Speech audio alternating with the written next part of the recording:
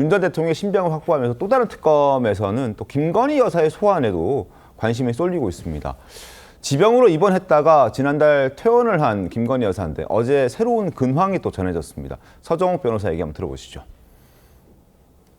국민대도 이제 김 여사 박사학위 취소 절차에 들어갔는데 연락이 안 된다고 김 여사가 분명히 지금 자택에 있는 걸로 아는데 이런 연락 저를 안 받습니다. 이걸 뭐 좋다고 이게 막 일부러 반가운 뭐 편지 오듯이 받아야 됩니까? 김건희 여사만 그런 게 아니고 네, 실제 이제까지 그런 케이스가 엄청나게 많았고요. 네. 이재명 대표도 집에서 거의 안 받았잖아요. 요즘 이게 또 그 코바나 거의 자주 나가 있습니다. 집에 그래요? 거의 없어요. 그러니까 못 받을 수 있는 거예요. 집에 워낙 좁고 하니까 일부러 안 받는 건 아니라고 수도 있고 네. 코바나 콘텐츠에 내려가 있으면 네. 따라서 그거는 이게 뭐 이런 일이 흔해 있어요.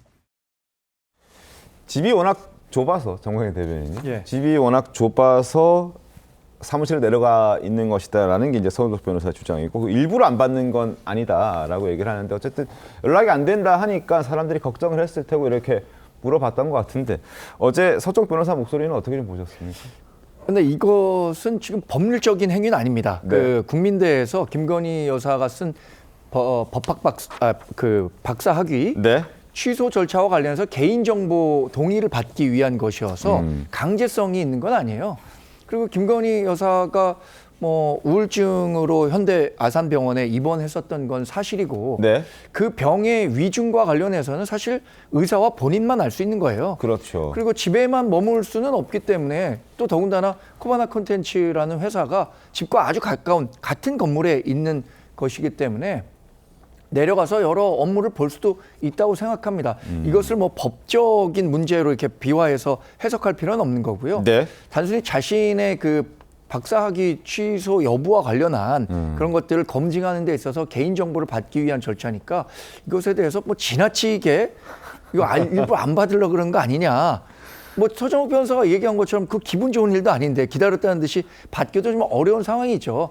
그러나 김건희 여사가 이제 특검 조사를 앞두고 있기 때문에 네. 김 여사의 건강 상태와 관련한 궁금증은 국민들이 많이 갖고 있겠죠. 저는 김 여사가 건강이 일정 정도 회복됐다면 그 특검 조사가 예정돼 있는 상황에서는 네. 반드시 특검 조사에 응해야 한다고 생각하고요. 네. 아마 특검은 다른 그 증인이라든가 증거들을 충분히 확보한 이후에 김건희 여사에 대한 소환 조사는 최종적으로 조율할 겁니다. 그때 가서 김 여사가 수사에 응할 것인지 안 응할 것인지 그걸 지켜봐야겠습니다.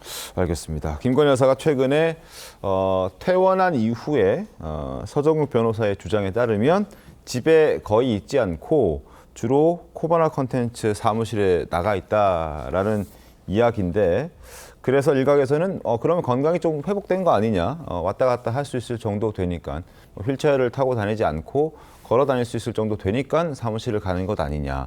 그러면 특검 조사도 이제 수월하게 받을 수 있는 것 아니냐. 뭐 이런 것까지 연결이 되는 것 같아요. 그렇죠. 김선욱 평론가님. 그러니까 서정욱 변호사 저 얘기는요. 김건희 여사한테 도움이 전혀 안 되는 얘기예요. 국민정서상 김건희 여사의 자택이 한 제가 기억하기로 60평형 정도로 알려져 그렇게 있는 전해져 것으로 있긴 합니다. 네, 네. 알려져 있는 것으로 기억하거든요. 네. 그러면은 60평형이 아무리 공용 면적을 빼도 그걸 좁다라고 얘기를 하면 국민 정서상 얼마나 화가 나겠습니까? 그것도 서초동 한복판에. 예? 정말 국민 정서를 안 좋게 자극하는 그런 이야기여서 도움이 네. 전혀 안 되고요. 그리고 연락이 안 되는 걸 또 당연하게 얘기하는 것도 맞지가 않아요.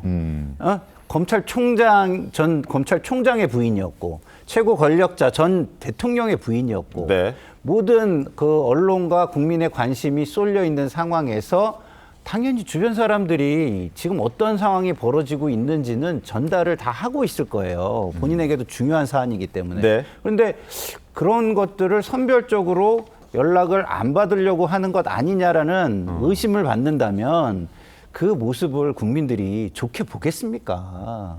오히려 저런 거는 적극적으로 대응을 해서 그렇지 네. 않다. 나는 뭐 떳떳하면 떳떳하다. 아니면 뭐 잘못을 인정하면 인정하고 내가 어떻게 책임을 지겠다. 이렇게 적극적으로 대응을 하는 게 맞죠. 그런데 서정욱 변호사가 왜 과거에 그렇게 친했던 김건희 여사를 어렵게 하려고 어렵게 만들려고 하는지 저는 개인적으로 이해가 좀 안 됩니다. 알겠습니다.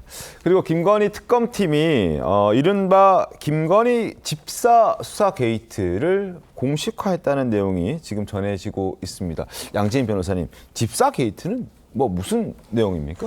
그러니까 이번에 김건희 특검의 발표로 인해서 다시 이제 주목을 받게 되는 인물인데요. 네. 일명 김건희 여사의 이제 집사라고 알려져 있는 이 김모 씨가 과거에 한 회사를 설립을 해서 대기업들로부터 180억 원이 넘는 투자를 유치를 하게 됩니다. 그런데 지금 특검이 수상하게 보고 있는 것은 일단 첫 번째로 이 김모 씨가 지난 4월에 출국을 해서 한국에 돌아오지 않고 있는 상황이고, 그리고 이 김모 씨를 비롯해서 가족 구성원이라든지 일부 관계자들이 계속해서 주소지를 바꾸고 있는 상황이에요. 네. 그러다 보니까 뭔가 은폐하고자 하는 것이 있는 것 아니냐라고 의심을 하고요. 그리고 두 번째로는 지금 앞서 설명드린 180억 원이 넘는 투자를 유치했다라는 그 법인의 재무회계 상태가 굉장히 불량했다라는 것입니다.